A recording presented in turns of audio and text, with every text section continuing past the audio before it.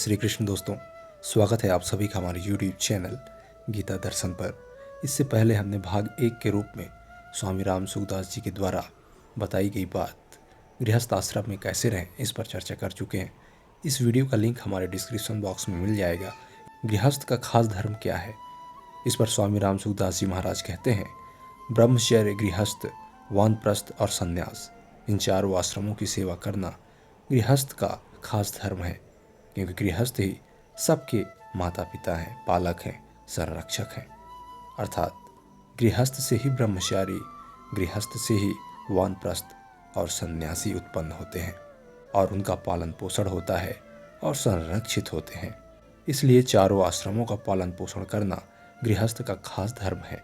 अतिथि सत्कार करना, गाय भैंस भेड़ बकरी आदि को सुख सुविधा देना, घर में रहने वाले चूहे आदि को भी अपने घर का सदस्य मानना, उन सब का पालन पोषण करना गृहस्थ का खास धर्म है, एक घर परिवार का खास धर्म है।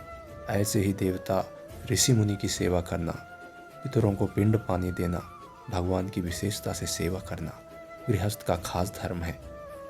गृहस्थ आश्रम में कैसे रहना चाहिए, इस पर स्वामी राम सुखदास जी हमें आगे बताते हैं। यह मनुष्य शरीर और इसमें भी गृहस्थ आश्रम उद्धार करने की एक पाठशाला है। भोग भोगने और आराम करने के लिए यह मनुष्य शरीर नहीं है। यही तन कर फल विषय न भाई, मानस उत्तराखंड में ये बात भी आती है। शास्त्रविहित यज्ञ आदि कर्म करके ब्रह्म लोकों को प्राप्त करना भी खास बात नहीं है, क्योंकि वहाँ जाकर फिर पीछे लौट कर आना ही पड़ता है। इस बात का जिक्र गीता में मिलता है।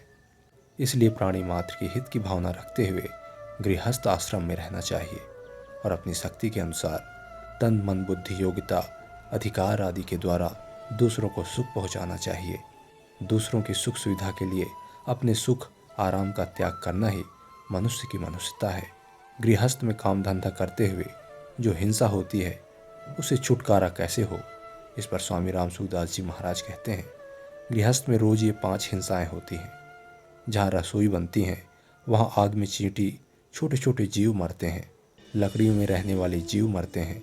जहाँ जल रखते हैं वहाँ घड़ा इधर उधर करने से भी जीव मरते हैं। झाड़ू लगाते समय बहुत से जीव मरते हैं। उखल में चावल आदि कूटते समय भी जीव मरते हैं। इन हिंसाओं से छूटने के लिए गृहस्थ को प्रतिदिन बलि वैश्वदेव पंच महायज्ञ करना चाहिए, जो सर्वथा भगवान के ही शरण हो जाता है। उसको यह हिंसा नहीं लगती, वह संपूर्ण पापों से मुक्त हो जाता है। हम चक्की नहीं चलाते, धान नहीं कूटते, तो हमें हिंसा नहीं लगेगी। इस पर स्वामी राम सुखदास जी महाराज कहते हैं, आप पीसा हुआ आटा, कूटा हुआ धान अपने काम में लेते हैं, तो उस आटे को पीसने, धान को कूटने में जो हिंसा हुई है वह आपको लगेगी ही। खेती में अनेक जीवों की हिंसा होती है, तो क्या किसान खेती ना करे। इस पर स्वामी राम सुखदास जी कहते हैं, खेती जरूर करें पर ख्याल रखें कि हिंसा ना हो। किसान के लिए खेती करने का विधान होने से उसको पाप कम लगता है, इसलिए उसको पाप से डर कर अपने जिम्मेदारियों का त्याग नहीं करना चाहिए।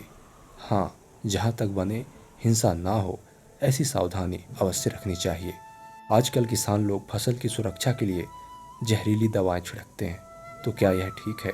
इस पर स्वामी जी कहते हैं, किसान को यह काम कभी नहीं करना चाहिए। पहले लोग ऐसी हिंसा नहीं करते थे तो अनाज सस्ता मिलता था। आजकल हिंसा करते हैं तो अनाज महंगा मिलता है। दिखने में तो ऐसा दिखता है कि जीवों को मार देने से अनाज अधिक होता है, पर इसका परिणाम अच्छा नहीं होगा। इस प्रकार स्वामी राम सुखदास जी महाराज हमें अपने घर गृहस्थ में रहकर जीवन को किस ढंग से चलाना चाहिए हमें बताते हैं। आज के लिए बस इतना ही। आप सभी दर्शकों का जीवन शुभ हो, मंगलमय हो, इसी आशा के साथ, इसी प्रार्थना के साथ, जय श्री कृष्ण, नमस्कार।